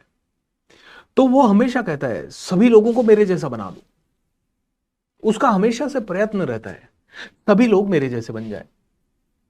तो जो अमेरिकन हैं या जो ब्रिटिशर्स हैं, पहले ब्रिटिशर्स के मन में कीड़ा था कि सबको हमारे जैसा बना दें, तो वो हर जगह जाते थे, सब पे राज करने की कोशिश करते थे। ठीक है, ब्रिटिशर्स का राज खत्म हो गया ऑलमोस्ट सभी जगह से। अब अमेरिकन को नई धुन है और चाइना को नई धुन है, वो कहते हैं कि सबको हमारे जैसा बनाया। खैर चाइना जैसा तो सभी लोग शायद बन पाएंगे कि नहीं बन पाएंगे, क्योंकि वो लोगों का तो क्रूरता का लेवल ही अलग है, वो तो कुत्ता सांप सब खा जाएंगे। ऑलराइट, अब अमेरिकन कहते हैं हम तो सुपर पावर है भाई साहब, और सब हमारे जैसे बनने चाहिए, और सब हमारे जैसे बनने चाहिए। इसके लिए क्या करना है? इसके लिए हमारे वाले कल्चर को अलग अलग लेवल पे प्रमोट करो। तो पहले से ही प्रमोशन क्या हो गया, हम तो विकसित देश हैं साहब, हमारे ऐसी गाड़ियां, हमारे ऐसे मूवीज, हमारे ऐसा। वहां से आदमी ने लगा यार वास्तव में हम तो गरीब हैं, यही सही है। और फिर धीरे धीरे धीरे धीरे वो प्रमोशन इतना ज्यादा हो गया कि अब देखिए हर एक देश का वही हिस्सा बन गया। धीरे धीरे सभी देशों की संस्कृतियां खत्म हो रही है, क्योंकि जो पावरफुल है वो जीतेगा, वही फैला पाएगा, वही पैसा लगा पाएगा। और इस भ्रम में मत रह जाना, कुछ भ्रमों में मत रह जाना दोस्तों। कल जैसे न्यूज पेपर उठाते ही पढ़ा, अडानी इसकी कंपनीज पे वो हुआ, रिश्वत के आरोप लगे हजारों करोड़, और अमेरिका ने किया। एक्चुअली अमेरिका के जो प्रभुत्व को बचाने के लिए किसी भी देश का कोई भी आदमी अमीर बनेगा, अमेरिका उसके पीछे लग जाएगा। अमेरिका कभी भी नहीं चाहेगा कि नंबर 1 रिचेस्ट मैन की सूची में अमेरिका को छोड़ के किसी और देश का कोई आदमी आए। इसीलिए आप देखो पिछले 50 सालों से जब से आपने होश संभाला है, richest man are always from America. Number 1, number 2, number 3। Gautam Adani जैसे जैसे नंबर 2 पे आया, अमेरिका ने अचानक से हिंडनबर्ग को लगा दिया और उसके शेयर नीचे गिरा के उसको 100वें स्थान में पहुंचा दिया। और फिर वो उठते उठते वापस अभी शायद 20वें 30वें स्थान पे आया। बोले यार ये तो खतरनाक है, साला जिस तरह से बढ़ रहा है ये तो जरूर नंबर 1 पे आया। और देश के लोग बेवकूफ हैं, वो समझेंगे नहीं, वो तो अखबार को देखते हैं, अरे अडानी ने रिश्वत दी, देखा ना। हम कहते हैं ना अमीर लोग बेकार ही होते हैं। अरे तुम देते हो रोज रिश्वत, तुम ट्रैफिक पुलिस पे पकड़े जाओ तो तुम रिश्वत देते हो। It's not about Adani and Ambani, it's about understanding, it's about understanding what is happening. America बर्दाश्त ही नहीं कर सकता कि किसी और, अमेरिका, इंडिया को छोड़ दो आप, जैक मा चाइना का सबसे धनी व्यक्ति हो रहा था, और वो जिस तरह से बढ़ रहा था वो पूरी दुनिया का सबसे धनी व्यक्ति हो सकता था, उसकी भी ऐसी तैसी कर दी। और यही होगा, यही होता रहेगा जब तक कि कोई बहुत ही शार्प ऐसा व्यक्ति जो पहले से ही 1000 गुना आगे की सोच के हर चीज के लूप होल को सील कर दे, जब तक ऐसा नहीं होगा। रशिया से अमेरिका को प्रॉब्लम क्या है? रशिया से यही प्रॉब्लम है कि रशिया इक्वली पावरफुल है हथियारों में और डोमिनेट कर सकता है, बहुत बड़ा कंट्री है। तो अमेरिका कहता है भैया इससे तो इसको पार नहीं पानी, इसीलिए यूक्रेन को हथियार भेजेगा और ये कह के भेजेगा हम तो शांति स्थापना करवाना चाहते हैं। रशिया ने जाति की। दोस्तों अल्टीमेटली पॉलिटिक्स अलग चीज है, अलग लेवल पे है, और उस पॉलिटिक्स को समझना है तो आपको थोड़ा सा सरल होकर सोचना पड़ेगा, जटिल नहीं हो। इतने कच्चे मत बनो कि एक अखबार में खबर आते ही तुरंत ओपिनियन बना लिया। अपना दिमाग लगाओ, अपना कॉमन सेंस लगाओ। तो बहुत सारी चीजें हैं, बहुत सारी चीजें हैं, और डेफिनेटली जहां बहुत बड़े कारोबार हैं वहां बहुत बड़े बड़े स्कैम भी हैं, बहुत बड़ी बड़ी पॉलिटिक्स हैं, तो वहां बहुत बड़ी बड़ी चीजें भी हैं। लेकिन हर चीज को हमें समझना है, हमें किसी पे ध्यान नहीं देना है, हमें अपनी उन्नति पे। हम कैसे कंट्रोल कर लेंगे इन चीजों को? प्रतिक्रिया उस पे नहीं दो जो आपके कंट्रोल में नहीं है, प्रतिक्रिया उस पे दो जो आपके कंट्रोल में है। तो सज्जन आदमी की कहानी तो बता दी, निर्भय, आत्मशुद्धि, आत्मज्ञान, अनुशीलन, दान, आत्मसंयम, यज्ञ परायणता, वेदाध्ययन, तपस्या, सरलता, अहिंसा, सत्यता, क्रोध विहीनता, त्याग, शांति। तो बोलते हैं कि गलत आदमी के क्या लक्षण है? तो गलत आदमी के लक्षण बहुत ही सिंपल है। दंभ यानी कि बहुत ज्यादा घमंड, मैं हूं। अभिमान, बहुत ही ज्यादा भयंकर अहंकार, अभिमान, बहुत ज्यादा ईगो। क्रोध, बहुत गुस्सा, कठोरता, कोई मरे तो मरे, मुझे तो पैसा कमाना है, मिलावट करूंगा, मैं घूस लूंगा, मैं भ्रष्टाचार करूंगा। तथा ज्ञान, और सबसे बड़ा तो बिल्कुल अज्ञानी, अपने आप को ही सर्वश्रेष्ठ समझने वाला जबकि है कुछ भी नहीं। दिव्य गुण मोक्ष के लिए अनुकूल है और आसुरी गुण बंधन दिलाने वाले हैं। तुम चिंता मत करो क्योंकि तुम देवी गुणों से युक्त हो। अर्जुन को कहा गया तुम चिंता मत करो, तुम देवी गुणों से युक्त है। इसका मतलब है कि आप सभी देवी गुणों से युक्त हैं, आपके अंदर सारे अच्छे क्वालिटीज हैं, बस उनका निखारना बाकी है, उनको थोड़ा सा एनलाइटेंड, उनको थोड़ा सा एक्सपैंड करना। भगवान कहते हैं तो टेंशन मत ले, सब कुछ तुझे देके भेजा है, सब कुछ तुझे दे के भेजा। All you need is with in you now, right now. इसी समय तुम्हारे अंदर है।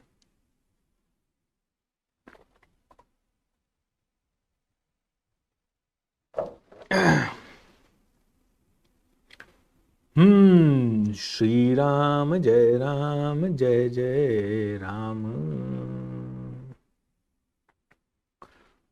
ओम नमः शिवाय, ओम नमः शिवाय, ओम नमः शिवाय।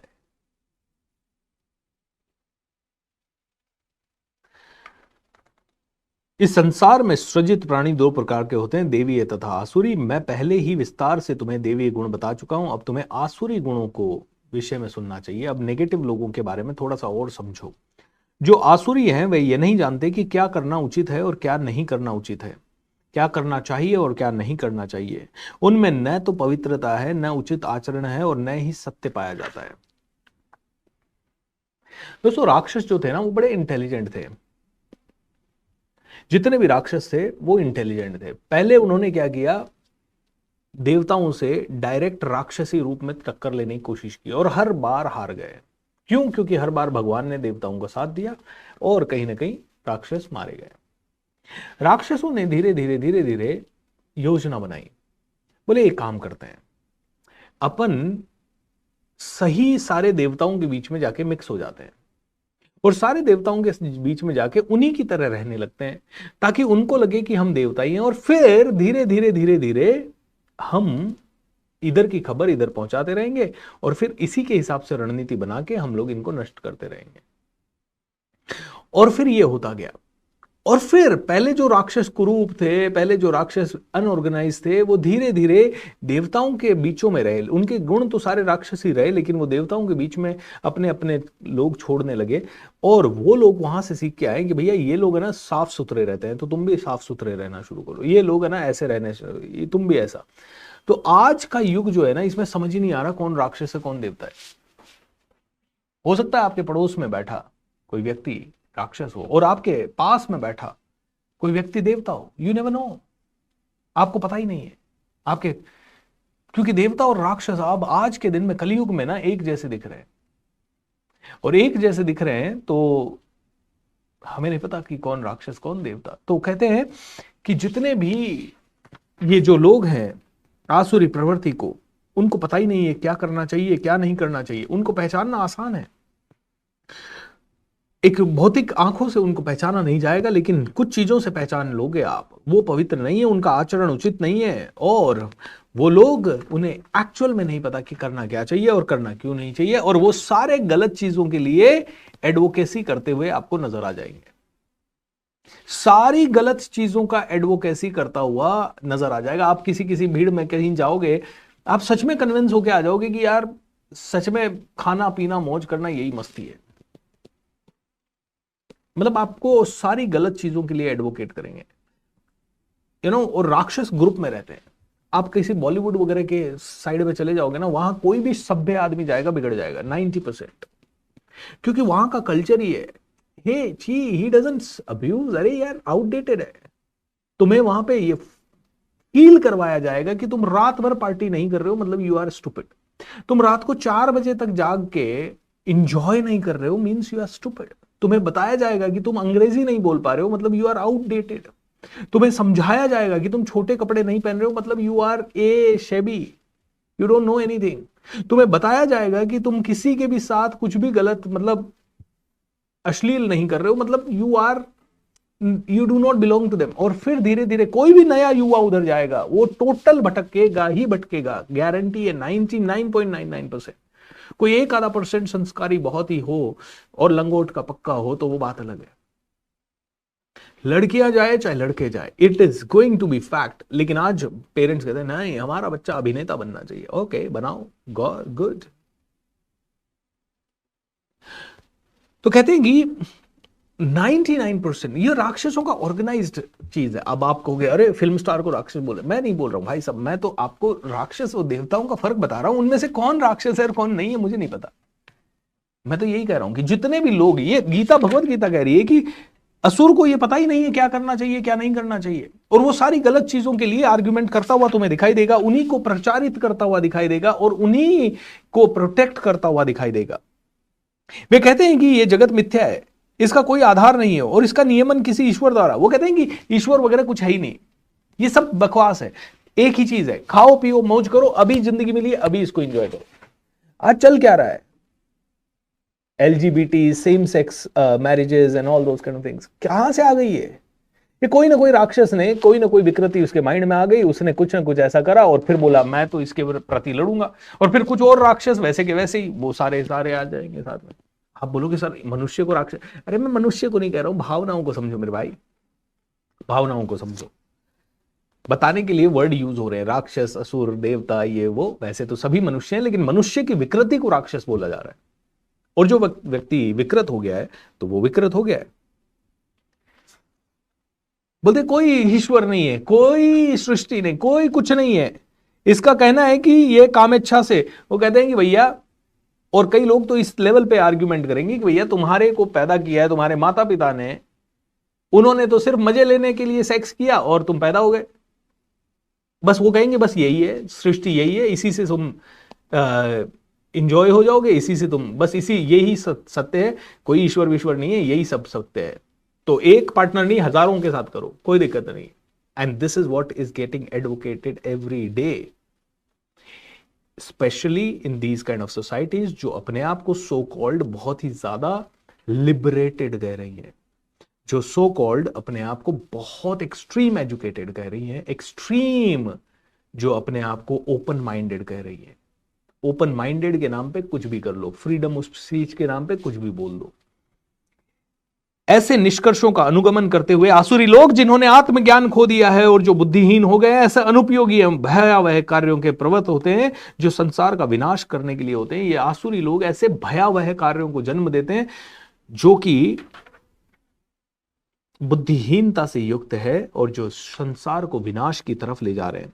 कभी न संतुष्ट होने वाले काम का आश्रय लेकर तथा गर्व के मद तथा मिथ्या प्रतिष्ठा में डूबे हुए आसुरी लोग इस तरह मोहग्रस्त होकर सदैव क्षण भंगुर वस्तुओं के द्वारा अपवित्र कर्म का व्रत लिए रहते हैं। त्वचा से तो साफ सुथरे रहेंगे, अलग अलग तरह के क्रीम वगैरह लगाएंगे, अलग अलग तरह की ड्रेसेस पहनेंगे, अलग अलग तरह के सब कुछ करेंगे, लेकिन कभी न संतुष्ट होने वाले काम का आश्रय लेकर तथा गर्व के मद तथा मिथ्या प्रतिष्ठा में डूबे हुए आसुरी लोग इस तरह मोहग्रस्त होकर सदैव क्षण भंगुर वस्तुओं के द्वारा अपवित्र कर्म का व्रत लिए रहते हैं। उनका विश्वास है कि इंद्रियों की तुष्टि ही मानव सभ्यता की मूल आवश्यकता है।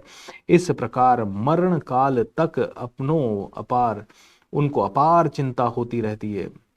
वे लाखों इच्छाओं को जाल में बांध कर तथा काम और क्रोध में लीन होकर इंद्रिय तृप्ति के लिए अवैध ढंग से धन संग्रह करते हैं। आदमी को आज सब सही लगता है, किसी की भी जमीन हड़प लो, किसी का भी मकान हड़प लो, किसी का भी योग्यता के षड्यंत्र करके उसको प्रमोशन ना दो, किसी को भी लुभा लो। ये इतना चकाचौंध क्यों आ गया?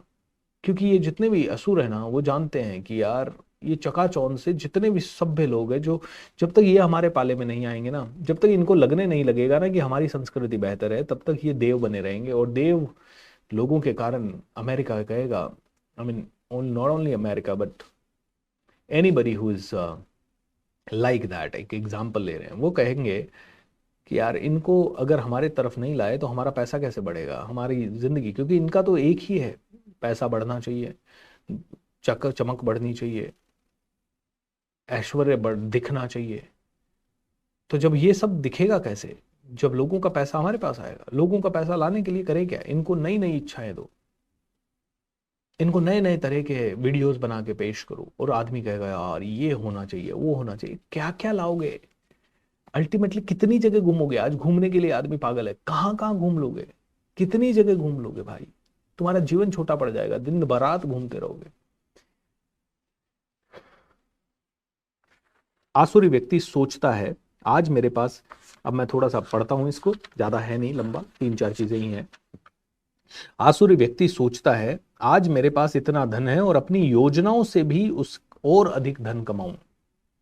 इस समय मेरे पास इतना है, किंतु भविष्य में ये बढ़कर और अधिक हो जाएगा। आज सब जगह यही वीडियो चल रहे हैं। आज तुम करोगे 24% का रिटर्न लोगे, 3 साल बाद वो डबल हो जाएगा, 6 साल बाद वो 4 गुना हो जाएगा, 9 साल बाद वो 8 गुना हो जाएगा, 12 साल बाद वो 16 गुना हो जाएगा, 15 साल बाद वो 32 गुना हो जाएगा। और उसी कैलकुलेशन में आदमी दिन रात चल रहा है। वह मेरा शत्रु है और मैंने उसे मार दिया, और वह मेरे अन्य शत्रु भी मार दिए जाएंगे। मैं सभी वस्तुओं का स्वामी हूँ, मैं भोगता हूँ, मैं सिद्ध हूँ, मैं शक्तिमान हूँ, मैं सुखी हूँ, मैं सबसे धनी व्यक्ति हूँ। और मेरे आसपास मेरे कुलीन संबंधी है और मेरे सारे रिलेटिव मुझसे नीचे हैं। कोई अन्य मेरे समान शक्तिमान नहीं है, सुखी नहीं है। मैं यज्ञ करूंगा, मैं दान करूंगा, मैं आनंद मनाऊंगा। इस प्रकार ऐसे व्यक्ति अज्ञानवश मोहग्रस्त होते रहते हैं, वो और ज्यादा मोह में बनता रहता है। इस प्रकार अनेक चिंताओं से उद्विग्न होकर तथा मोह जाल में बंद कर वे इंद्रिय भोग में अत्यधिक आसक्त हो जाते हैं और नरक में गिरते हैं। वो जीते जी अपने सामने, अपने आसपास एक ग्लोरीफाइड हेल का निर्माण करते हैं। अपने को श्रेष्ठ मानने वाले तथा सदैव घमंड करने वाले, संपत्ति तथा मिथ्या प्रतिष्ठा में मोहग्रस्त लोग किसी विधि विधान का पालन ना करते हुए कभी कभी नाम मात्र के लिए बड़े ही गर्व के साथ यज्ञ करते हैं। कोई भी चीज का पालन नहीं करेंगे। और देखिए, अलग अलग तरह की बात होती है। मेरे लिए spirituality is all about being free, and by being free what do? I do everything. मतलब देखिए, ये बड़े बड़े लोग बैठ के स्पिरिचुअलिटी के ऊपर भी चर्चा करते हुए दिखेंगे, जबकि इनके आचरण में कहीं पे भी तुम्हें नहीं दिखाई देगा, किसी भी आचरण में। और फिर ये कहेंगे how do you know I am not spiritual. और वास्तव में पता थोड़ी पड़ेगा कि कौन स्पिरिचुअल है या नहीं है। वो कहेगा नहीं, मैं तो I don't go to temples and I don't go to anything like this, but for me, spirituality is my work. For me, spirituality is everything. अच्छा, and then सारे गलत काम करते हुए ये दिख जाएंगे। और फिर गलत काम करते हुए कोई अगर दुनिया में पकड़ लेगा तो बोलेंगे so what? This is my life. Who the hell are you to interfere in this? उफ।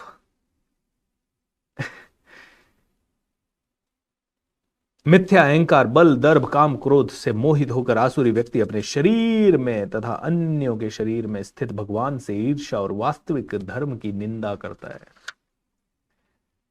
जो लोग ईर्ष्यालु तथा क्रूर है और नराधम है, उन्हें मैं निरंतर विभिन्न आसुरी योनियों में भवसागर में डालता रहता हूं। हे कुंती पुत्र, ऐसे व्यक्ति आसुरी योनि में बारंबार जन्म ग्रहण करते हुए कभी भी मुझ तक नहीं पहुंच पाते।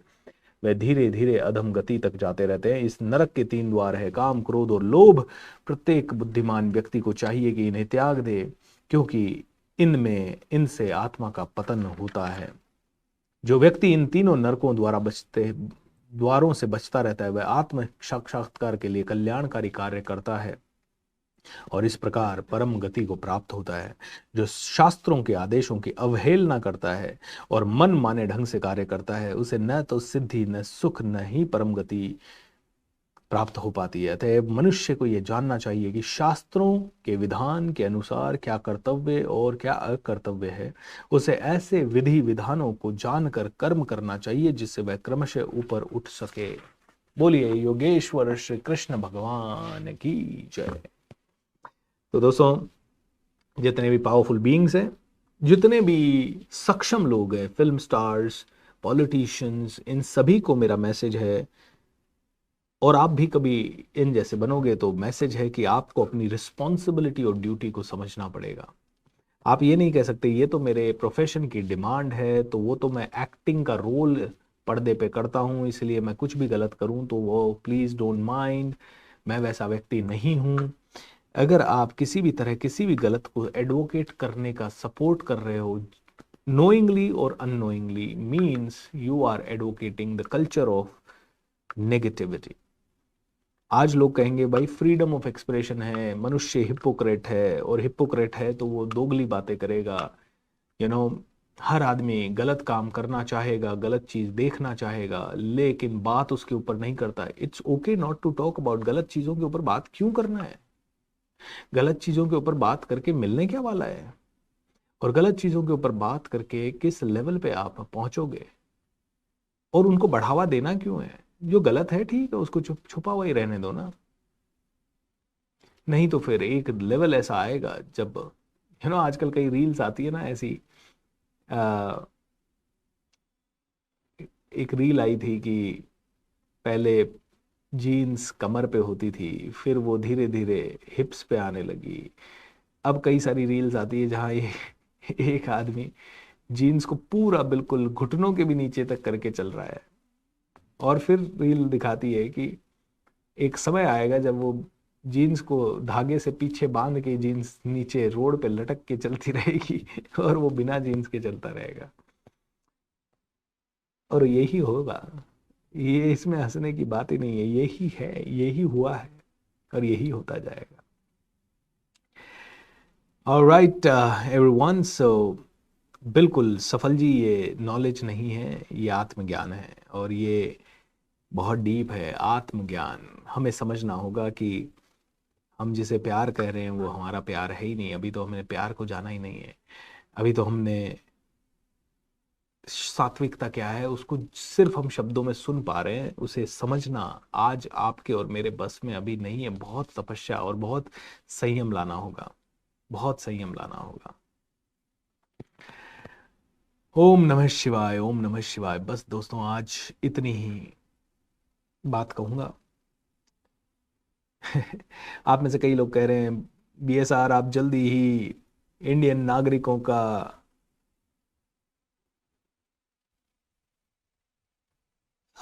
आप हर एक दिल के अंदर घुस जाओगे। हर एक दिल के अंदर घुसना, ये आपका भाव अच्छा है, बट आप इस भाव, लोगों को ये नॉलेज से बोरिंग होता है, क्योंकि आसुरी नॉलेज जो है ना वो इतनी ज्यादा एडवांस तरीके से फैलाई जा रही है कि ये देवीय नॉलेज जो है ना ये बोरिंग लगती है इंसान को। ये देवीय नॉलेज जो है ना, इससे आदमी 2 दिन से ज्यादा नहीं सुन पाता। और इसका बड़ा प्रमाण ये है क्योंकि 99% लोग आसुरी प्रवृत्तियों को प्रोपेगेट करने में या प्रमोट करने में लगे हुए हैं। अच्छा आदमी कहता है मैं उनको बोलूं तो बोलूं कैसे, पहले तो मेरे बोलने से वो आएंगे ही नहीं। जब मेरे बोलने से वो आएंगे ही नहीं तो मैं तो खुद ही सुन लेता हूं। देखते हैं, हम जी जान से कभी अच्छी चीजों को प्रमोट करते ही नहीं है, और ये ही कमी बहुत ज्यादा है दोस्तों हमारे अंदर। मेरे टीचर जब मुझे सिखाते थे तो मुझे याद है, पहले मैंने मनीष गुप्ता सर से सीखा, और जब मनीष गुप्ता जी से मैंने सीखा तो उनके एक प्रोग्राम में मैं 450 लोगों को लेके गया। 2000 लोगों का प्रोग्राम था। मैंने रोड पे खड़े होके अपने ऑफिस में, स्कूल्स में, जहां जा सकता था वहां जाके टिकट्स बेच के पागलों की तरह 450 लोग लेके आया मैं अकेला उस हॉल में, 2000 में से। बॉम्बे में मेरे दोस्त थे, अरे आना ही है, बहुत ही बड़ा प्रोग्राम है, ये है वो है, जबरदस्त है। जब मैं नित्य शांति जी से सीखने लगा, मेरे जितने दोस्तों को मैं जानता था जो ट्रेनिंग में इन्वॉल्व थे एंड ऑल और सीखने के इच्छुक थे, उनको सबको बता बता के, ज्यादा तो नहीं लेकिन 100-150 लोग उस समय, क्योंकि नित्य शांति के प्रोग्राम 20-25-50 लोगों के सीटिंग के होते थे, तो पकड़ पकड़ के ले जाता था। मैंने मितेश खत्री जी से सीखा, मेरे सारे फ्रेंड्स को मैंने कहा सारे प्रोग्राम अटेंड करो। जिससे भी मैंने सीखा उधर मैंने कोशिश की कि ज्यादा से ज्यादा लोगों को लेके जाऊं। उस समय ऐसा नहीं था कि मुझे ट्रेनर बनना है, मुझे बस इतना समझ में आ गया था यार ये नॉलेज तो अद्भुत है यार, ये तो सबको मिलनी चाहिए। बट पता नहीं लोगों को आज क्या है, जाना ही नहीं चाहेंगे। खुद देख लेंगे, खुद सुन लेंगे और उसके बाद धीरे धीरे डाई डाउन हो जाएगा। अभी तो बहुत कुछ नेगेटिव है, बहुत विकार है। तो मैं कभी नहीं कह सकता कि मैं गुरु हूं, मैं तो अभी शुरू हूं, अभी तो सीख रहा हूं, अभी तो बहुत चीजें सीख रहे हैं, सीखनी बाकी है। तो अभी से ही अगर इतने अट्रैक्शन और इतने ज्यादा भगवान की कृपा है, तो पता है जैसे जैसे प्योर होते जाओगे ना, आप चुंबक बनते जाओगे। आप जिस चीज के प्रति संकल्प रखोगे वो चीज अगले कुछ ही दिनों में आपके पास आ जाएगी, बिना आपके एक भी कदम उठाए। और यही विद्या सीखने में आप सभी को समय लगाना चाहिए, ना कि शॉर्टकट्स में। जल्दी पैसा कैसे आए, जल्दी नहीं आएगा। 5 साल तपस्या कर लो, बहुत ही अच्छी वाली, मजा आ जाएगा। बस दोस्तों आज इतना ही। बोलिए योगेश्वर श्री कृष्ण भगवान की जय।